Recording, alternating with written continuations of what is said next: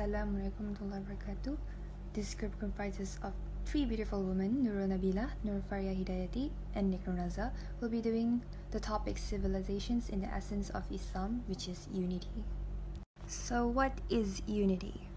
There is no unity unless the elements constituting a civilization are united, woven, and harmonized with one another. Then it can be called as unity. So what is Muslim Ummah? It means global brotherhood.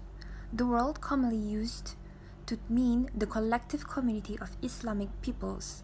It is the Quranic terminology, so in Quran refers to a single group that shares a common religious beliefs. So what is the concept of Muslim Ummah?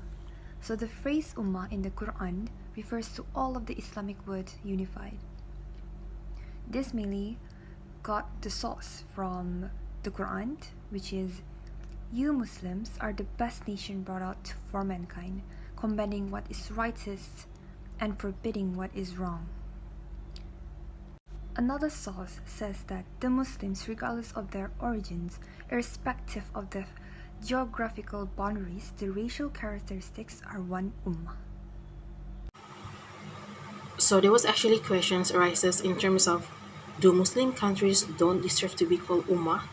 Because as time goes by, what we have already seen that was actually happening in this world could prove that there is a time where Muslim countries does not unite as Ummah due to certain situations, and this can be seen from the following.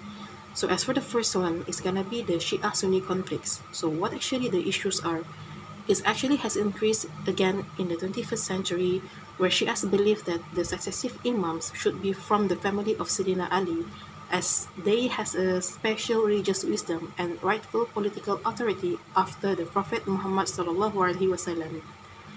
So the squads of Shia militia-dominated government in early February 2006 were torturing to death or summarily executing hundreds of Sunnis every month in Baghdad alone. So there was a vicious sectarian struggle till 2008 with hundreds killed in the process.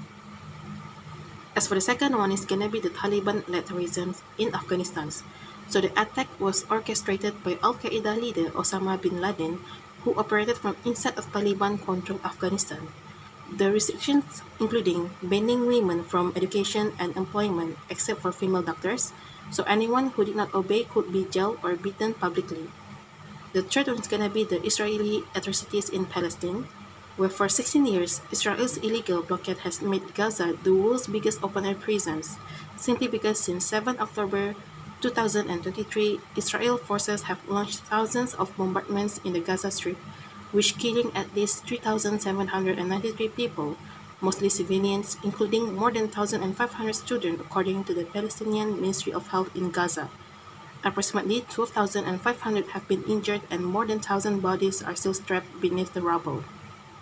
And the next one is gonna be the reasons for disunity among Muslims, and it consists of 5. The first one is gonna be the disengagement from Islamic principles, followed by the absence of ijtihad, loss of wealth and power, destructive role of religious scholars, and lastly, poor show of educational institutions.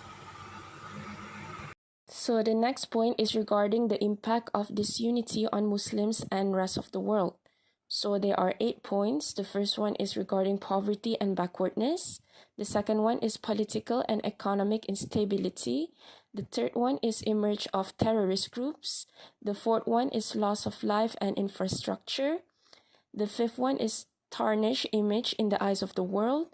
The sixth one is the rise of doubt and cynicism. And the seventh one is the damage to the cause of Islam.